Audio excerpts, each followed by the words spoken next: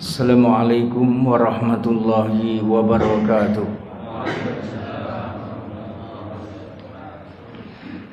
Innal hamdalillah nasta'inuhu wa nastaghfiruhu wa nu'minu bihi wa natawakkalu alaihi. Wa na'udzu billahi min syururi anfusina wa min sayyiati a'malina. May yahdihillahu fala mudhillalah wa may yudlilhu fala hadiyalah. Asyhadu an la ilaha illallah wahdahu la syarikalah wa asyhadu anna Muhammadan abduhu wa rasuluh. Allahumma shalli wa sallim ala sayyidina Muhammadin wa ala alihi wa ashabihi ajmain. Wa qala Allahu ta'ala fil Qur'anil Karim, a'udzu billahi minasy syaithanir rajim. Wa man ahsanu qawlan mimman da'a ilallah wa 'amila shalihan wa qala innani minal muslimin. Wa qala an-nabiyyu sallallahu alaihi wasallam, man ahya sunnati faqad ahabbani wa man ahabbani kana ma'i fil jannah. Hadirin dimuliakan Allah Subhanahu wa taala. Telah kita ketahui bersama bahwa Nabi sallallahu alaihi wasallam bersabda, "Kullu bani Adam khata." Setiap manusia keturunan Adam itu pasti ada kesalahan-kesalahan yang dibuat, ada dosa maksudnya. Tetapi ada yang perbuatan dosanya itu diketahui, artinya dibuka aibnya oleh Allah Subhanahu wa taala. Tetapi ada juga orang itu berbuat dosa yang aibnya ditutup oleh Allah, tidak diketahui oleh manusia yang lain. Tetapi dalam hal ini hadirin sekalian, yang jelas manusia itu adalah punya kesalahan demi kesalahan dan banyak sekali kesalahannya. Maka dalam hal ini hadirin sekalian, nafsu manusia itu inginnya tidak diketahui. Dosa itu inginnya tidak diketahui. Inginnya bagaimana perbuatan-perbuatan yang salah itu ditutupi. Inginnya seperti itu manusia, tidak diketahui, ditutupi. Nah itu. Kemudian hadirin sekalian, kalaupun ada orang menanyakan hal itu kepadanya, maka berbagai macam-macam alasan dikemukakan membela diri. Itu maksudnya membela diri. Maka hadirin sekalian, berbagai macam alasan-alasan atau kilah. Apa kilah itu? Berkilah orang bilang itu. Pokoknya ngomongnya itu menolak. Ning yo piye gitu maksudnya itu, berkilah. Dalam rangka untuk menjaga mukanya supaya tidak malu, nah gitu maksudnya. Atau di depan manusia selamat, gitu maksudnya itu. Nah ini hadirin sekalian, yang seperti ini adalah hanya karena nafsu, nah, itu gengsi, harga diri. Lah itu bangsa kayak gitu, dan kemudian tidak mau mengakui daripada kesalahan-kesalahan yang ditanyakan kepadanya. Maka Allah Subhanahu wa taala berfirman di dalam surat Al-Qiyamah, balil insanu ala nafsihi basirah walau alqa ma'adzirah. Manusia itu paling mengerti siapa dirinya. Nah, itu lembaran apa saja itu dia tahu siapa diriku sebenarnya itu siapa. Itu walaupun tampilannya kita nyenengke, itu gayanya kayak orang alim segala macam, tapi sebenarnya dia tahu siapa dirinya itu, Pak. Nah, balil insanu ala nafsihi basirah walau alqa ma'adzirah. Walaupun dengan dia datang dengan berbagai macam-macam alasan demi alasan atau kilah tadi, ya itu disindir oleh Allah. Janjane kowe kan ngerti awakmu itu kayak ngopo to jane. Lah kenapa kamu berkilah gitu? Kenapa kamu tidak seleh? Kenapa kamu tidak mengakui daripada kesalahan-kesalahanmu? Ada orang yang cinta kepadamu gitu maksudnya. Kemudian dia tahu akan kekurangan dan kesalahanmu, maka orang itu menyampaikan kepadamu akan arti kesalahan-kesalahanmu itu apa saja itu. Dosa-dosamu ki apa to jane lah itu.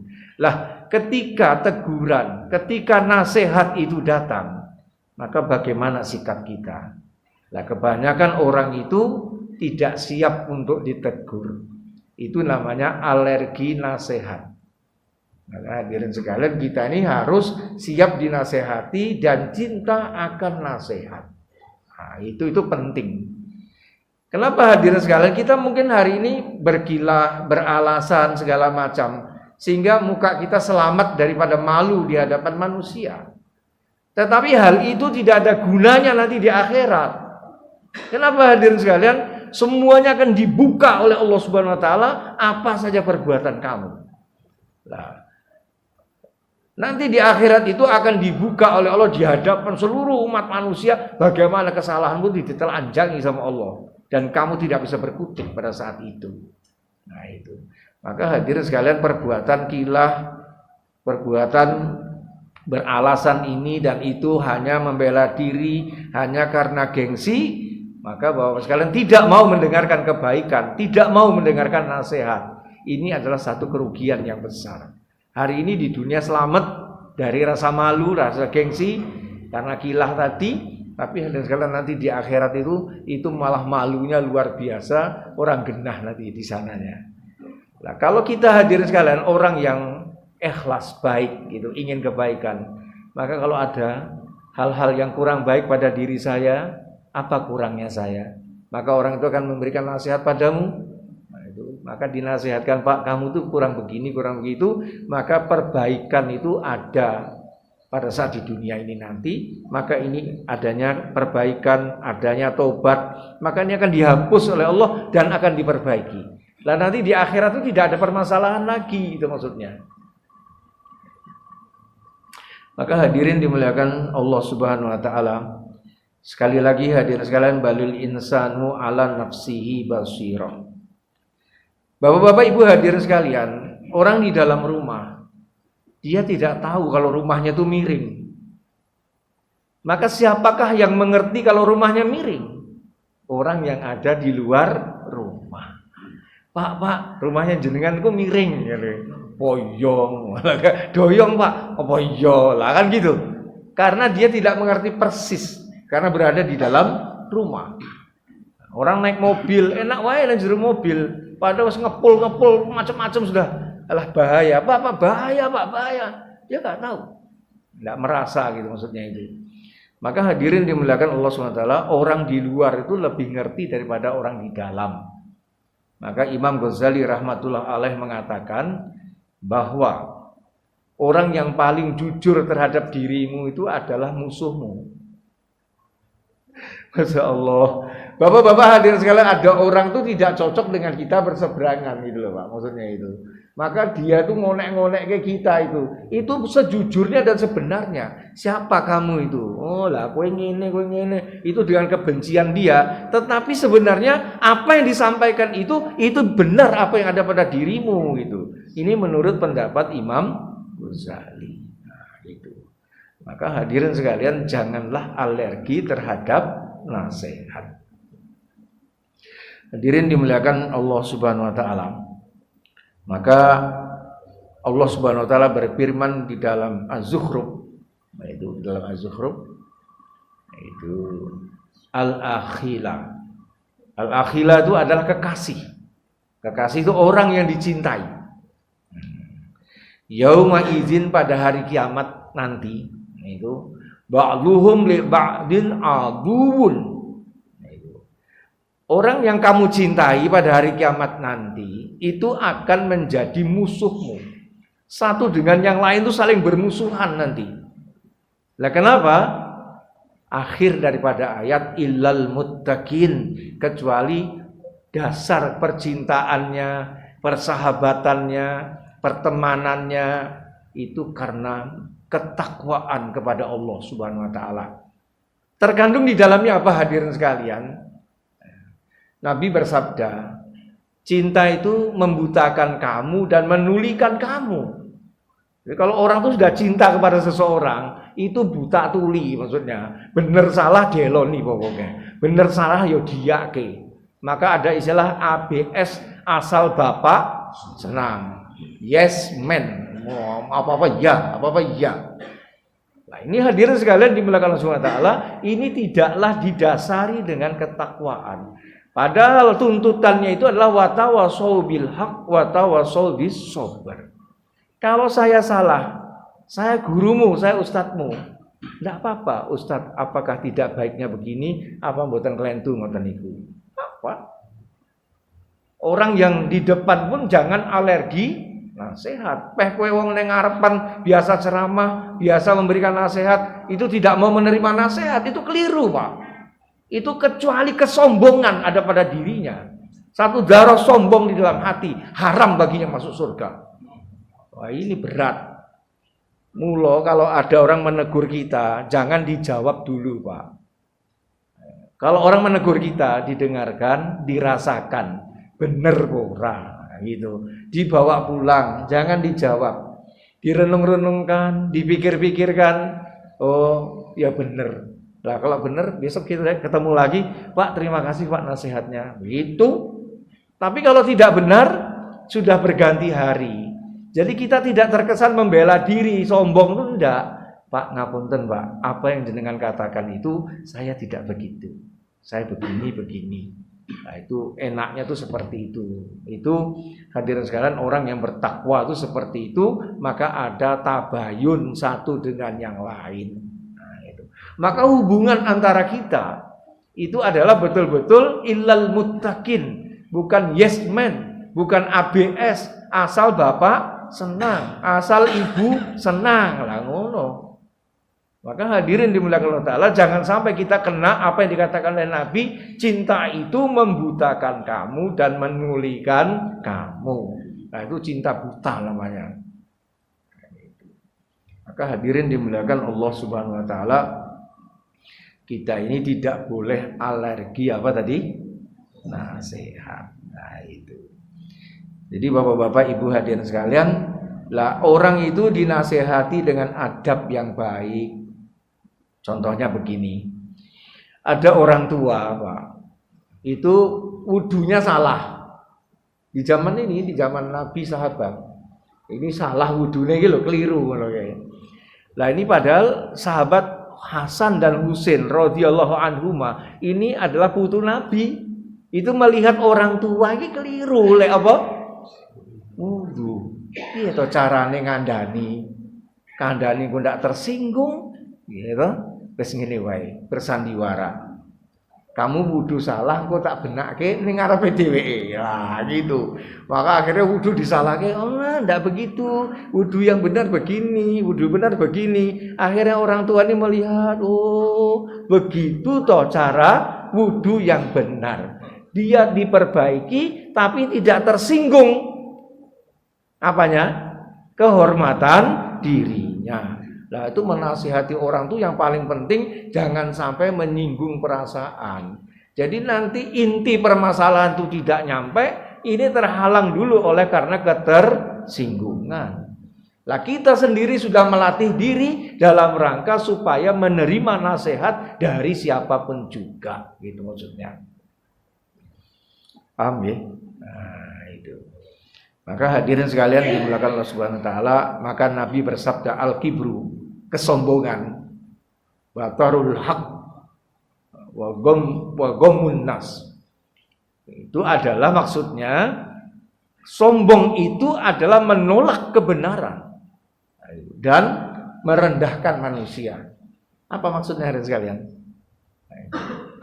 Kalau bapak-bapak yang menasihati saya ustadznya itu nggih Ustaz, nggih. Nah, itu kan masih bisa menerima. Tapi kalau orang yang di bawah kita menasihati kita, kira-kira bagaimana sikap kita? Cacile ambukan cor. Langsung kita katakan begitu. Jadi menolak kebenaran itu tidak boleh, gitu maksudnya itu. Maka hadirin dimuliakan, kalau memang benar kenapa kita tidak menerimanya, gitu loh Bapak-bapak sekalian.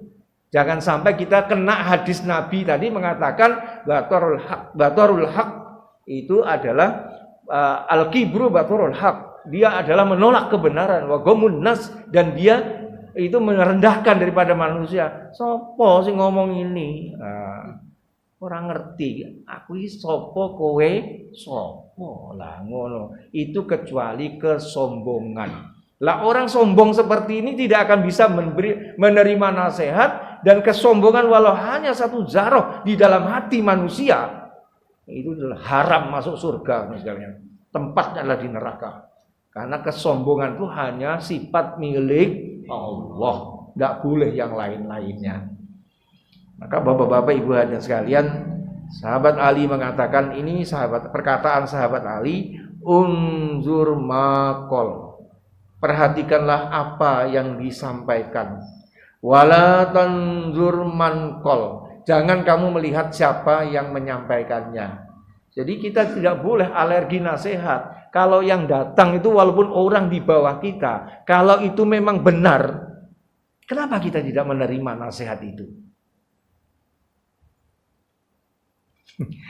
Ini ada satu riwayat, Pak. Di Umar bin Khattab radhiyallahu anhu itu sudah menjadi khalifah.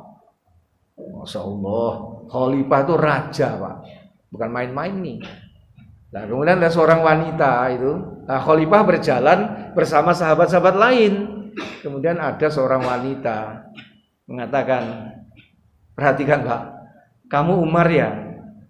Iya betul Bu, saya Umar. Kamu sekarang jadi khalifah ya?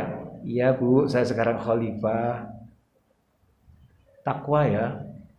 Apa? Takwa ya? Semua orang sahabat, kok orang perempuan kok berani-beraninya kok menasehati apa? Umar. Dan bagaimana sikap daripada sahabat Umar?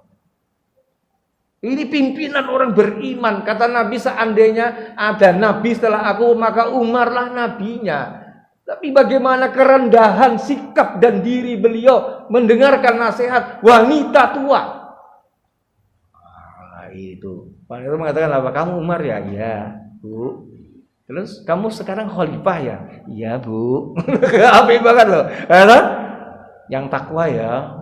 Iya dong, yang takwa ya. Nggih Bu. Maka setelah ibu ini tadi pergi, orang-orang bilang, ya Amirul Mukminin, siapa perempuan ini kok menasihatin jenengan kok berani-beraninya gitu. Maka sahabat Umar mengatakan, dengar ya. Allah saja mendengarkan perkataan wanita itu, apalagi aku. Inilah Khawlah binti Sa'labah, orang yang dijihar oleh suaminya, maka dia mengadu kepada Allah yang namanya ayatnya itu adalah mujadalah itu loh. Nah, itu loh mujadalah ya dokter ya. Yang dia matur kepada Allah itu. Jadi perkataan suaminya mengatakan, punggungmu tuh kayak punggung ibuku. Jadi perkataan orang Arab kalau mengatakan punggungmu kayak punggung ibuku, wis seterusnya orang dikumpuli meneh. Ini ya ora diceraike. Ini kebiasaan orang Arab, digantung loh. Lah dia keloro-loro gitu, maka dia mengaturkan itu kepada Nabi. Tadi jawab oleh Allah. Perkataan daripada Khawlah binti Sa'labah. Nah, itu namanya Allah saja mendengarkan perkataan wanita ini, apalagi aku, kata sahabat Umar. Jos boten. Nah, itu. Pak Zul, jenengan niku keliru lho Pak. Anu ngene, enjih kudune aku ngono ya enjih Pak. Monggo Bang nggih. Kula salah wonten pundi? Aku ya mau belajar seperti itu, gitu maksudnya. Jadi bukan aku tok nang Arab kata hebat mboten. Saya juga tidak lepas dari kekurangan dan kesalahan, dan saya juga terbuka kalau bapak-bapak mau menegur saya, enggak apa-apa, silahkan Pak. Seneng ya katanya.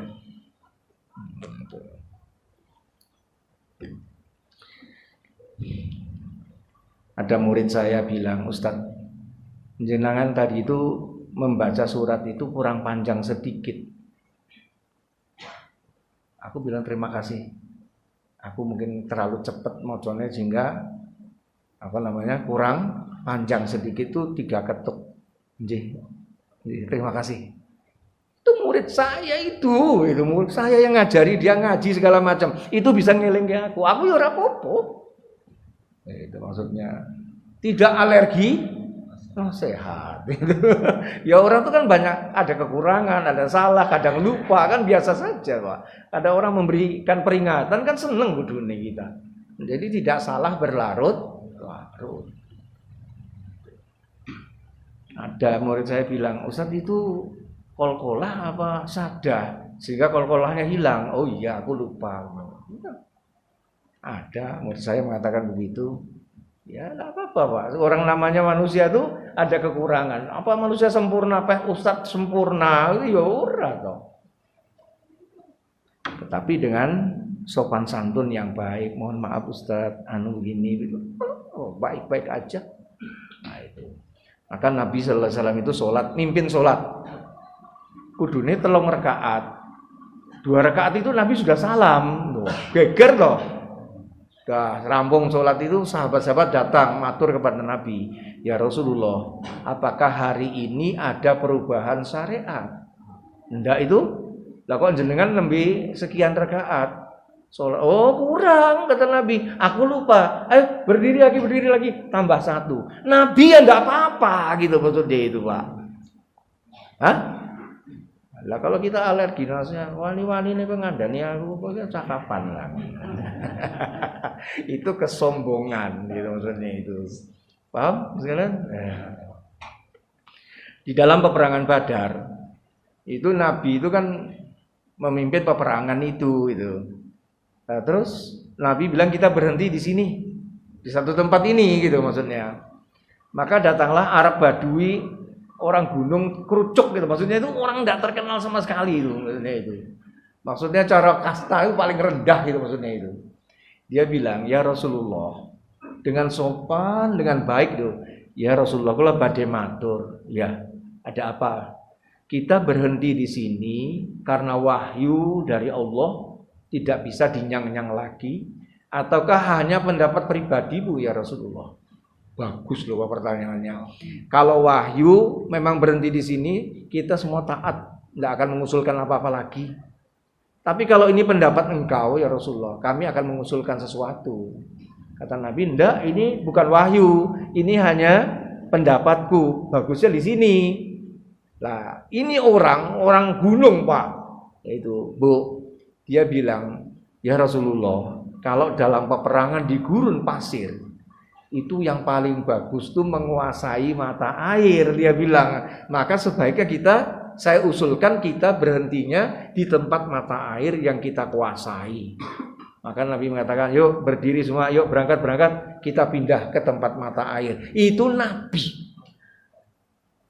Orang petentang-petentangan, orang gulung. Boten. Bakul karak kayak ngomong kau kayak ngomong lah. Nah, beratan kata karak itu Pak. Enggak itu? Nah itu, coba lihat. Maka bapak-bapak ibu hadirin sekalian dimuliakan Allah SWT, ayat hadis, riwayat menjelaskan bagaimana pentingnya orang itu lembah mana. Unzur makol, walatanzur mankol. Ini perkataan sahabat Ali. Perhatikan apa yang disampaikan. Nah, itu. Jangan kamu lihat orang yang menyampaikan itu. Kalau benar kenapa nggak diterima gitu. Nah ini lembah mana siap menerima nasihat. Maka Nabi SAW bersabda, ad-dinu nasihat. Agama itu adalah nasihat. Agama itu adalah nasihat. Nasihat bagi yang berbicara, nasihat bagi yang mendengarkan. Tidaklah orang yang menolak dan tidak menerima nasihat kecuali adalah kesombongan. Nah itu. Maka hadirin sekalian dimuliakan Allah SWT, ini sombong itu berat Pak. Gengsi, aku ditegur. Nah itu. Aku jane wis maksimal kok. Ah ngono kuwi. Itu tuh perkataan kilah namanya, wis maksimal. Wong nyatane yo salah. Lah salah ya diakoni wae, ya aku salah. Ngono rampung urusane, ora usah berembel ini, embel itu. Kecuali kesombongan yang dikemukakan. Ini berbahaya. Bibit kawitnya masuk neraka itu dari kayak gitu maksudnya. Nah, bapak-bapak ibu hadirin sekalian, maka orang di luar itu lebih paham daripada orang di dalam. Dalam diri kita kadang-kadang nggak bisa melihat itu diri kita sendiri, tapi orang lain tuh bisa memandang kita, Pak, jenengan kurang ini, Pak, jenengan kurang ini. Ya memang benar, kenapa tidak? Why not? Gitu maksudnya. Nah, itu. Nah, hadirin sekalian dimuliakan Allah Subhanahu Wa Taala, maka jangan hanya kita tuh persahabatannya yes man, persahabatannya asal bapak senang. Main bapak harus tergopoh-gopoh, penjilat seperti itu bahaya. Nah, jadi kita tuh persahabatan tuh yang enak, netral gitu maksudnya, saling menjaga satu yang lain. Saya menjaga jenengan, jenengan menjaga saya gitu loh maksudnya itu. Ya Rasulullah niki wahyu napa pendapat jenengan, kan apik itu. Dan jenengan juga bisa bertanya kepada saya, Ustadz itu ayat, hadis apa pendapat jenengan? Lah ngono, yo ora apa-apa gitu maksudnya itu. Saya rasa sudah saatnya kita berbicara yang agak dalam sedikit masalah-masalah seperti ini. Sehingga sikap kita ini ada kebaikan dan perubahan-perubahan di dalam kehidupan sehari-hari kita. Paham? Lah kalau memang benar salah, maka hadirin sekalian kita mengetahui kesalahan kita. Lah namanya tahu salah, maka kita mau bertobat. Gitu maksudnya itu. Kalau salah kita bertobat. Maka Nabi SAW bersabda, tobat itu al-laun. Nah, itu tobat itu penyesalan. Bagaimana orang bisa menyesal kecuali kalau dia tahu dirinya salah. Lah kalau dia sendiri nggak tahu, ada orang lain yang memberitahu kamu salah dan itu benar, maka kita menyesal. Aduh Allah, aku salah. Lah maka adanya tobat itu karena tahu kalau dirinya salah. Tidak akan ada tobat pada diri seseorang kalau dia tidak merasa dirinya salah. Nah, gitu loh. Merasa benar terus, itu repot loh, Pak. Wong rumangsa paling benar, paling hebat. Bes ngumpuli malaikat, ngono kuwi repot misalnya. Nah, ini repot. Wis diajak omongan itu ora iso ngono kuwi. Maka hadirin sekalian dimuliakan Allah Subhanahu wa taala. Jadi tobat itu adalah menyesal. Lah menyesal itu adalah karena tahu dirinya salah. Tidak akan ada tobat dan penyesalan kalau tidak tahu dirinya salah. Nah, itu. Maka hadirin dimuliakan Allah Subhanahu wa taala, pentingnya kita kalau tahu diri kita salah, maka kita bertobat kepada Allah dengan tobat yang sebenar-benarnya. Insyaallah nggih. Lah hadirin dimuliakan Allah Subhanahu wa taala.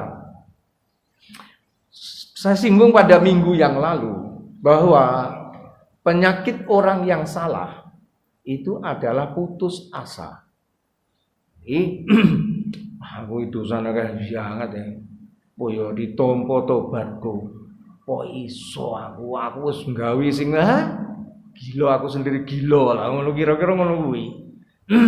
Yang mendolimi orang, yang membunuh orang, yang menipu, yang ini, yang itu, segala macam sudah berlumuran dengan dosa, berkubang dengan macam-macam kesalahan. Maka hadirin dimuliakan Allah SWT, Allah mengobatinya dengan Az-Zumar 53. Maka Allah berfirman, Qul ya ibadiyallazina asrafu ala anfusihim la taqnatu mir rahmatillah. Katakanlah wahai nabiku, ya ibadi, wahai hamba-hambaku. Ya ibadiyalladzi asrafu ala ya ibadiyalladzina asrafu ala anfusihim, wahai hamba-hambaku, hamba-hambaku yang telah melampaui batas. Melampaui batas ini nunjang palang itu loh, sudah ora karu-karuan hidupnya itu. Maka dipanggil dengan mesra. Itu panggilan sentuhan jiwa dari Allah kepada manusia. Ada yang disentuh akalnya, ada yang disentuh jiwanya. Ayat itu dua.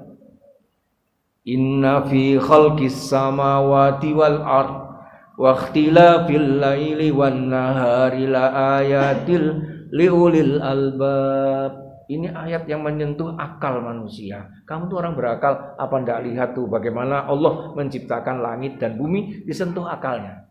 Apa ra'aitum ma tumnun? Apa kamu tidak melihat air mani yang kamu pancarkan? Apa ra'aitum ma tahrusun? Apa kamu tidak melihat pohon yang kamu tandur itu? Pakai akal kamu. Coba lihat siapa yang menciptakan itu, siapa yang menumbuhkan itu. Nah, maka hadirin sekalian, ini adalah sentuhan-sentuhan dari sisi akal. Karena manusia itu punya akal, tapi manusia juga punya perasaan. Qul ya ibadi, wahai hambaku, diakoni sebagai hambanya Allah. Begini Pak Marso itu Pak Lurah, ya, dipanggil Pak Marso, nggih, ya. Tapi dia lurah, maka dipanggil Pak Lurah. Mana sing lebih nyenengke panggilan Pak Lurah dengan panggilan Pak Marso? Paham enggak? Pak Lurah itu panggilan kehormatan. Ini misalnya tuh. Pak Lurah, monggo Pak pinarak rumiyin. Pak Marso, monggo Pak pinara Pak. Lain Pak rasanya. Maka qul ya ibadi, wahai hambaku. Itu maksudnya begitu Pak. Ini analoginya itu ayat, tafsir pada ayat. Bapak-bapak Ibu hadirin sekalian, anak ini nakalnya luar biasa. Maka ibunya atau bapaknya bilang, "Nger, nyeluk anak ini nger, kowe tak andut. Aku ngeden lek ngelahir kowe to. Nger, kurang piye kowe tak teteki. Ya demben yo cilik ya tak wawi. Aku mbok ompoli bolak-balik. Ora tau nesu aku nger karo kowe. Saking tresnone aku karo kowe. Lah kok saiki barang gede kelakuanmu kaya ngono to, Nger? Apa patut ngono to, Nger? Sentuhan perasaan dari orang tua terhadap anaknya. Anak iso nangis kuwi. Nggih mboten? Nggih mboten? Kecuali hatinya keras mati. Apa toh? Lah kae. Nah, itu sekalian. Lah, ini maksudnya qul ya ibadi koyo ngono kuwi maksud kuwi anunya itu. Panggilan mesra, sentuhan jiwa. Qul ya ibadi, katakanlah wahai nabiku, wahai hamba-hambaku. Aku tahu dosamu banyak kayak buih di lautan, besar kayak gunung, tapi engkau tetap adalah hambaku. Mongkok hatinya. Oh iya ya, aku kaulane Gusti Allah, diakoni aku jian. Ngono maksudnya. La taqnatu mir rahmatillah. Jangan kamu putus asa dari rahmat kasih sayang Allah. Kasih sayang Allah itu melebihi daripada marahnya. Wis toh. Ngono ceritane iki. Ada orang namanya Wahsi. Wahsi itu membunuh pamannya Nabi Hamzah. Dibelah dadanya, ditokke hatinya. Mau dimakan sama Hindun itu hatinya itu. Nabi kalau ingat itu, wah, ini paman Nabi yang toh nyawa membela Nabi. Sampai gelarnya aja singanya Allah, Hamzah singanya Allah. Kalau kita datang ke mana namanya? Ke Arafah itu kan ada kubur Uhud. Dari situ ada kuburnya sahabat Hamzah paman Nabi itu di situ. Itu dibunuh oleh Wahsi ini. Lah hadirin sekalian, walaupun dia pembunuh paman Nabi, Nabi itu kasih sayangnya tinggi. Kesempatan hidupnya cuma sekali kok. Nek ora tak maafkan misenku ini ya menyelamatkan manusia. Nek ora tak dakwahi, dia mati masuk neraka. Mung sekali ini hidupnya mesake. Maka Nabi mengutus orang untuk berdakwah kepada siapa? Wahsi. Dibacakanlah ayat ini tadi. Qul ya ibadi la taqnatu mir rahmatillah. Kata Wahsi, kalau ini aku gelem. Innallaha yaghfiru dzunuba jami'a. Sesungguhnya Allah mengampuni segala dosa apa saja. Wis toh. Innahu ghafurur rahim. Sesungguhnya Allah itu Maha Pengampun, Maha Penyayang. Wis toh. Langsung dia mengatakan, aku mau dengan ayat ini dan aku akan datang menghadap pada Nabi, langsung syahadat beriman. Wah, si pembunuh paman Nabi. Terus syahadat rampung, terus Nabi ngasih nasihat, wah si sebaiknya kamu jangan sering-sering ketemu aku. Nanti kalau kamu misal papasan karo aku menggoo, kata Nabi. Lah kenapa ya Rasulullah? Nanti aku nih kalau melihat wajahmu kelingan pamanku nanti. Lah hatiku nanti kalau berkata-kata itu jadi doa. Lah doaku ini nanti makbul. Oh, lah kowe sing bunuh pamanku apa mak krentek lah engko kowe mesake ngono. Nggih ya Rasulullah, nggih. Nah, terus dia kalau mau jumpa Nabi itu langsung menggo. Nah, jumpa Ustaz menggo. Padune takut sama Ustaz. Takut kalau disuruh infak. Itu ceritanya. Wah, indah Pak, ceritanya indah betul. Maka Bapak-bapak Ibu hadirin sekalian dimuliakan Allah Subhanahu wa taala, la taqnatu mir rahmatillah. Itu Allah itu Maha Pengampun daripada segala dosa-dosa apa saja. Tidak ada pokoknya apa saja kalau kamu salah datang kepada Allah. Datanglah dengan menangis di hadapan Allah, terampung semua urusanmu. Nah, itu. Nah, cuma yang berat itu, Pak, itu adalah kesalahan kepada sesama manusia. Nah, itu yang harus minta maaf dulu, minta diikhlaskan dulu, kalau punya utang bayar dulu, lah itu baru minta maaf, baru ikhlas. Nah, itu penting. Nah, itu. Nah, karena kalau kedoliman ini terbawa mati, lah ini nanti kita akan dituntut orang itu di akhirat, Pak. Ya. Kambing dulu di dunia punya tanduk, maka dia menanduk koncone lho. Buek. Itu lagi orang balas orang ditanduk. Maka di akhirat nanti dihidupkan dua-duanya kambing ini demi keadilan. Allah yang maha adil. Maka kambing yang tadinya tidak punya tanduk itu dikasih tanduk sama Allah. Diperintahkan oleh tandukan kuwi. Membalas perbuatan koncome nang dunia kuwi tandukan kuwi. Terus langsung dek ditanduk gitu. Lah terus langsung dimusnahkan oleh dua-duanya langsung jadi tanah. Lah orang kafir manusia yang menyaksikan keadaan itu maka diabadikan di dalam Al-Qur'an, ya laitani kuntu turaba. Oh, alangkah baiknya aku jadi tanah. Wah, koyo pedus ki mau. Lah kenapa? Tidak ada lagi tuntutan, tidak ada lagi pertanyaan, tidak ada lagi tanggung jawab, tidak ada lagi siksa. Nah, itu sampai kayak gitunya. Ini maha adilnya Allah. Maka hadirin sekalian, hati-hati dalam berbicara, hati-hati dalam bersikap terhadap orang lain, hati-hati masalah hutang. Nah, ini penting, Pak. Masalah amanat, duit, segala macam tetek bengek itu berbahaya, Pak. Berbahaya buat kita di kubur dan di akhiratnya. Sekarang mungkin orang tidak tahu gitu. Tapi nanti semua akan dibuka oleh Allah demi keadilan. Wong kambing siji nanduk ngono ki ya diuripke kok. Apa meneh urusan yang lain. Maka hadirin sekalian, takutlah kepada Allah dengan takwa yang sebenar-benarnya. Semua bersedia insyaallah. Hadirin dimuliakan Allah Subhanahu wa taala, maka dalam hal ini Bapak-bapak dan saudara sekalian, Nabi kepada sahabat sikapnya seperti itu. Sebelum Nabi wafat, maka Nabi itu telah membentuk satu rombongan gitu. Rombongan, kemudian pimpinan rombongannya itu umur 17 tahun, Usamah bin Zaid. Nah, belum dikirim rombongan itu ke Tabuk, itu Nabi sudah meninggal dunia. Nah, antara sahabat ini perbedaan pendapat yang luar biasa, Pak, pada saat itu. Nah, saling mosok cah nomok nggo wong tuwa-tuwa ya ora patut ganti wae. Apa ndak usah wae wong Nabi wafat macam-macam. Oh, itu. Nah, ini perbedaan pendapat di antara para sahabat.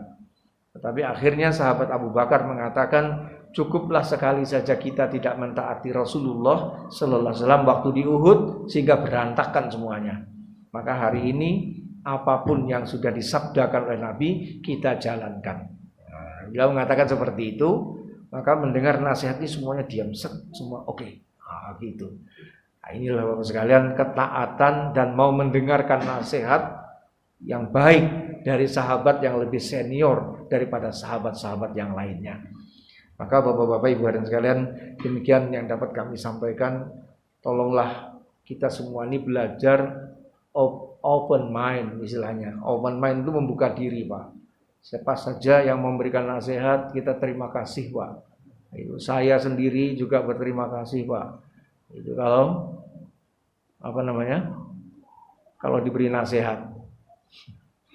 Khalifah loh Pak ini, Muawiyah radhiyallahu anhu itu khalifah khutbah Jumat, Pak. Khalifah ini mengatakan, saya ini raja, maka harta dalam baitul mal itu dalam penguasaan saya. Paham enggak? Saya akan menggunakan harta baitul mal itu terserah saya, menurut sesuka hati saya, gitu maksudnya itu. Jumat pertama ngomongnya gitu, Jumat kedua ngomongnya gitu lagi, Jumat ketiga ngomongnya gitu lagi, Pak. Coba ini hari Jumat ini khutbahnya itu panjang diklerok kayak gitu, maksudnya. Ini Muawiyah ini alim. Di zaman Rasulullah itu ada Wail namanya putra mahkota itu datang kepada Nabi masuk Islam, maka Nabi mengatakan, wahai Muawiyah, bawa ke rumahmu ulangan agama. Siapa jenenge? Wail ini. Itu muridnya Muawiyah. Nah, kalau tidak alim gimana cara mengajarkan agama, Bapak sekalian? Maka beliau mengatakan, ini baitul mal itu dalam kekuasaanku. Aku akan menggunakannya sekehendak hatiku. Lah ngono. Maka Jumat ketiga berdirilah orang di tengah-tengah majma' itu. Wahai Muawiyah, harta yang ada di dalam baitul mal itu bukan milik kamu. Tapi harta yang ada di baitul mal itu adalah milik daripada umat. Itu maksudnya. Kamu tidak boleh menggunakan harta itu menurut kehendak hatimu, kecuali menurut aturan Allah. Oh gitu. Maka Pak Takmir, pengurus itu tidak boleh menggunakan uang umat itu sekehendak hatinya. Harus sesuai dengan syariat yang membenarkan, maksudnya itu. Nah, bapak-bapak tidak, maksud saya ini menyampaikan, maksudnya ini hal yang penting gitu. Maka Muawiyah langsung turun dari mimbar, langsung dipeluk orang tua. Orang semua geger, wah sudah belah wani-wani ini menasehati rojo, langsung dipeluk. Nah, itu. Nah, ini namanya Abu Muslim radhiyallahu anhu, orang yang pernah dibakar hidup-hidup oleh kaumnya seperti Nabi Ibrahim itu ya Abu Muslim ini. Iso metu saka api uji urip utuh. Iya Abu Muslim ini. Abu Muslim ini orang top di zaman Nabi dan dia berani memberikan nasihat kepada seorang raja. Terima kasih Tuhan, engkau telah menasehati saya. Langsung naik lagi ke mimbar, khutbah lagi. Jadi khutbah berhenti itu boleh, Pak. Kalau salah itu ditegur anunya khotibnya. Bapak keliru itu. Wah, gitu itu boleh. Dari riwayat ini. Maka apa yang terjadi Bapak-bapak, Ibu hadirin sekalian? Maka Muawiyah naik lagi ke mimbar, khutbah lagi. Apa khutbahnya? Ada yang ingat? Apa? Bagus. Ada yang ingat di antara murid-murid saya itu, Pak. Muawiyah mengatakan Rasulullah SAW bersabda, seorang pemimpin yang salah, kemudian dia mau mendengarkan daripada nasihat daripada umatnya, pengikutnya, dan dia mau mendengarkan itu dan mentaatinya kalau itu benar, maka dialah pemimpin ahli surga. Maka dia berteriak di atas mimbar itu, insya Allah saya ahli surga, insya Allah saya ahli surga. Ternyata itu hanya mancing biar ada orang yang menasehati. Gitu, golek nasihat. Nah aku anti nasihat. Jangan coba-coba menasehati Ustadz loh. Walat nanti. Ustadznya perlu didobrak kayak ngono kae. Baiklah Bapak-bapak sekalian, saya hanya memberikan penutup daripada riwayat ini seperti itu. Jadi sahabat-sahabat antar mereka itu legowo banget, nyenengke banget. Oke. Demikian teman sekalian, wabillah wa taufiq wal hidayah. Wassalamualaikum warahmatullahi wabarakatuh.